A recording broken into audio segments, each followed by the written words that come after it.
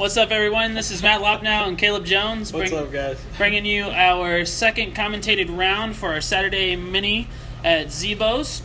And here we have a card containing GT Hancock, Matt Loppnow, Rob Castillo, and Caleb Jones. And so Caleb Jones, being the TD for this mini, is going to tell us how the course is set up and what we're playing today.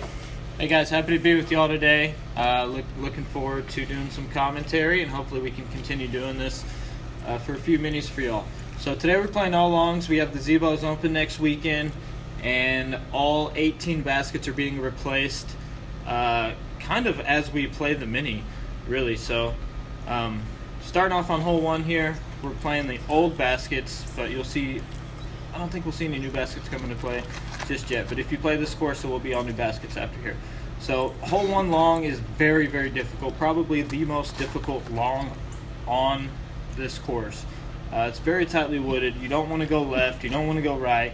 You really want to lay something straight down the middle and give it a little bit of air so it has enough time to ride out. Matt almost hits it there, penetrates. I actually had a little slippage off the end of the tee pad, which you can't see, but a little unfortunate, a little frustrated there, so I have to recover here. So I'm throwing a caltrop. Turned it over just a little too much, missed my line again, but luckily I missed everything and got that TD look. GT here just pitching out. Smart move. So it's kind of all he could do. Here he is again. It's just looking to lay it up at this point. Catch a bad break. So GT is trying to turn over this putter here, which is his only option really from kind of where he's standing and the angle he has behind that tree. But Matt here to talk about his shot. I'm just looking to jump up this AVR3 straight up. Just looking to lace up the middle of the trees and rolled my wrist over. Just terrible, terrible layup. Just lacing it up there. Rob just laying up. So Bobby put a little too much hyzer on his, and here I am. I actually switched putters to this old Marilyn Monroe. It's the first Magic that turned me on to putting with Magics, and I've been having some unfortunate luck with my sauce Magic lately, so I switched. Loppnow hitting the front rim there, and that's always terrible and a bad sound and a bad feeling, and sucks. GT banging it in there. Bobby's got the nice shaded glasses on, so his anti-putt's just hitting. Just cleaning that up. We missed Bobby's drive here a little bit, but you still get to see his follow-through. Hole 2 has just one tee pad, so nothing too hard out of the normal here. Basket's in the long pin location, so again, you're just looking to pump something straight up the hill, maybe a little turnover shot, or if you just pump it flat out, have it go right and come back left, then you'll be sitting good up on top of the hill. And GT just cutting it a little low there, catching some brush. So here we have him coming out from the brush. GT's gonna throw a hammer throw or tomahawk out of these bushes. Ended up catching it up in the air, going a little more left than he wanted. He's gonna have a long look to save that three. Here I am, just throwing something pretty soft and easy, trying to get straight. It's a caltrop again, something I can put a little power on and know that it's going to go straight and stop as soon as it hits the ground. It almost always stop. Pretty safe. Here's Bobby looking to just lay up with the slammer. Hangs it out a little wide right, but it'll fade back in. He's got that no problem. Little curl.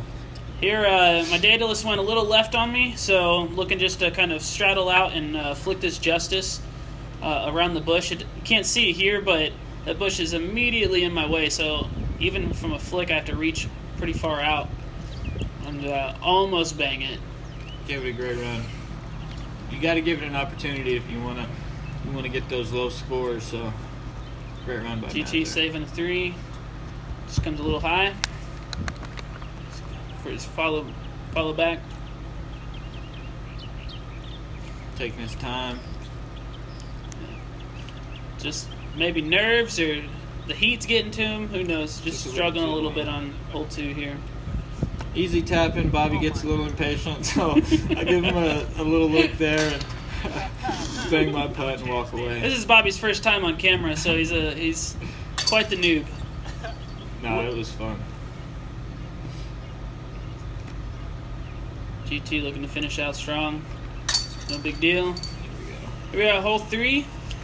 This one has not changed. The T-pad there's only one T-pad for here, and so the pin is in the shortest location for this hole. So Basically a must-get birdie in the layout that we're playing today. This absolutely. is, with every other hole being so long and difficult, you really want to get this one to make sure that you have at least one birdie to compensate for some of the fours that are undoubtedly coming ahead. Especially after hole 1, because hole 1 will most likely give you a 4. There you go. That's good. So good shot there by Caleb, laying it up there, CTP. There really wasn't a whole lot of wind affecting much today, so it was pretty easy to kind of just throw your line and do what you always do. If you're going to skip something off the ground and try to get up there or penetrate something high and spike down in. So, either one works. On this, at this particular point in our game, had some technical difficulties and ended up not recording any of the putts, really. But everyone tapped out. Everyone got 3s. I got a 2. I got a 2 as well, so everyone did not get a 3. There's 2 2s and 2 3s on that hole. So just pumping something out there. Again, not a whole lot of wind really affecting much, but I tried to overpower it, overturned it, and just didn't really do what I was intending to do there. Now, yeah, you'll see here. Bobby's throwing, I believe, the Moonshine Trespass. Maybe not. Might be a flow. Yeah, I think it was a Moonshine Trespass. Got over on it a little too much. GT rocking his SDS Destroyer. Just pumping out way over the street. That is a smash. So fun to watch somebody who can throw that far and just put something that high, that much distance, on that much hyzer. It's just ridiculous to see, and it's fun to watch. I had a nice little forehand up with the FD3. It was pretty simple, just to let it work towards the basket and throw it and rely on the skip and the overstability of that disc. Looks like Loppnow's throwing something overstable and doing something similar. Justice, baby. Hit the ground, let it work over left, and as GT throws in his upshot here, we missed Rob because he decided to throw without waiting for the camera again. So just kind of jumping the gun. You'll see him just kind of outside that shadow circle there in the back. Here's my wobbly putt, but it managed to get into the cage. So these disc catchers definitely like to catch every disc, and looking forward to the new ones. Almost. Yeah. Definitely looking forward to the new ones.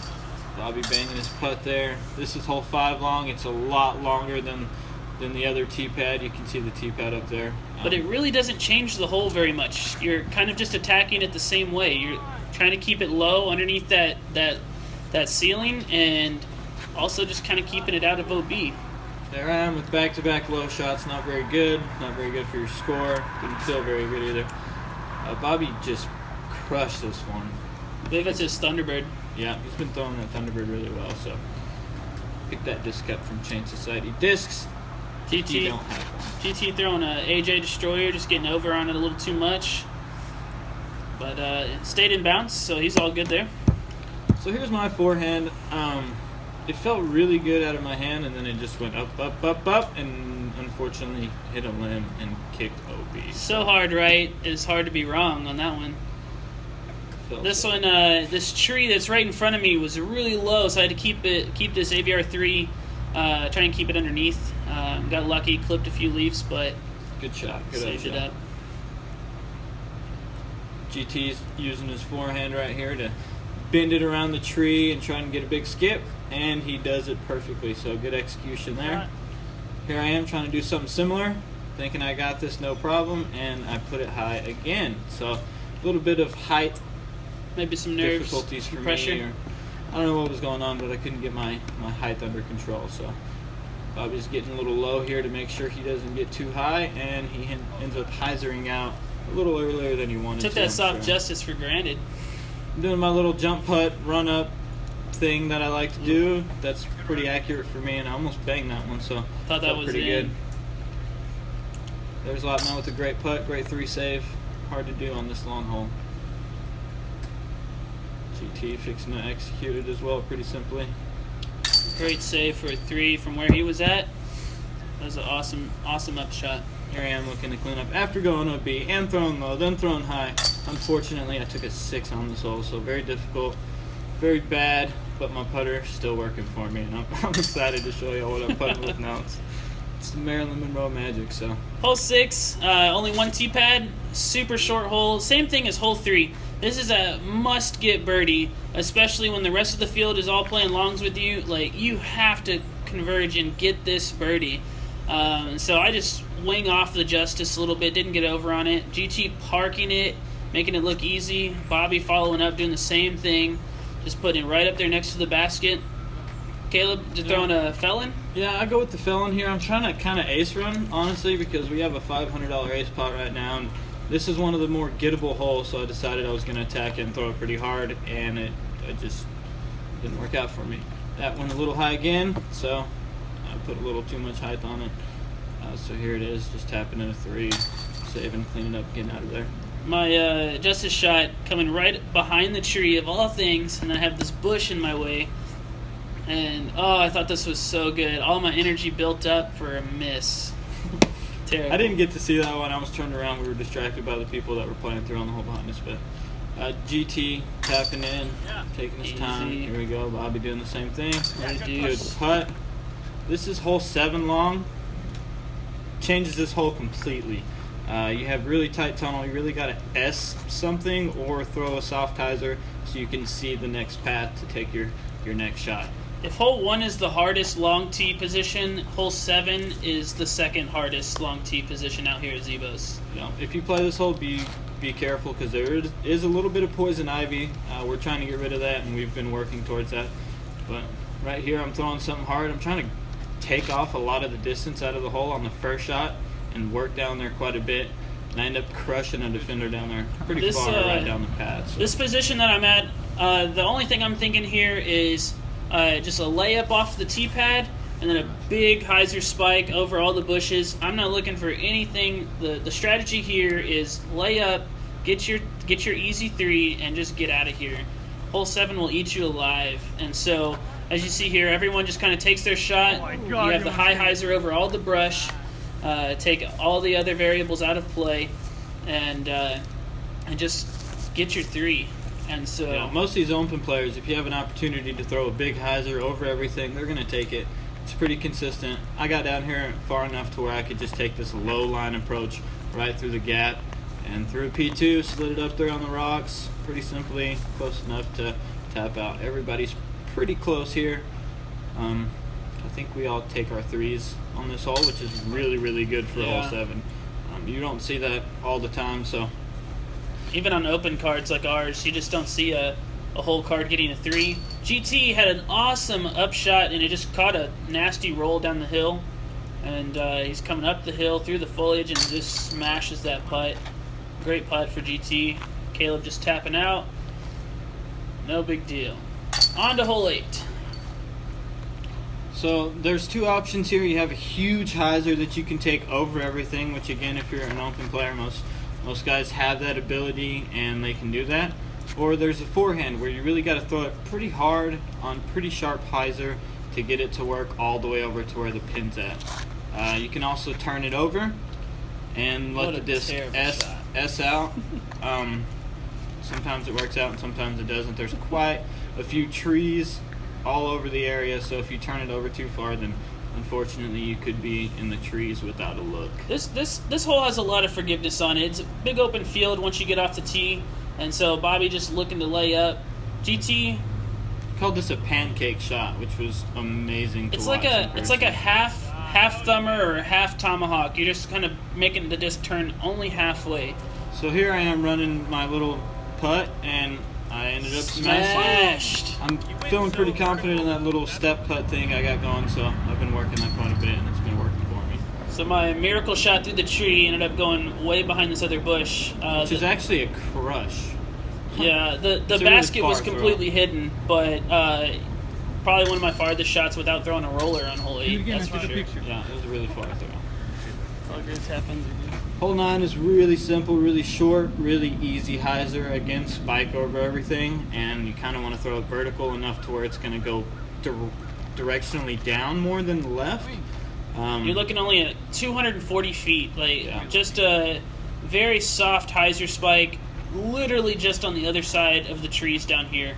And so most of us are just looking to try and get it up and place it as close as possible. This is another one of these holes out here that is birdieable in this current position, and you do not want to miss this birdie out here.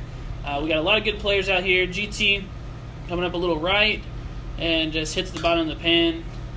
It's definitely one of the signature holes out here at Zebo's, just because you are so elevated off the tee and you get to crash something over all the trees and then walk quite a long ways downhill to get to the basket. So it's pretty fun. Caleb being the only one here to tap in with a 2. It's the only one close enough. We finish up the front 9 kind of drearily, but looking forward to the back. So stick with us, and the back will be coming soon. Let's go!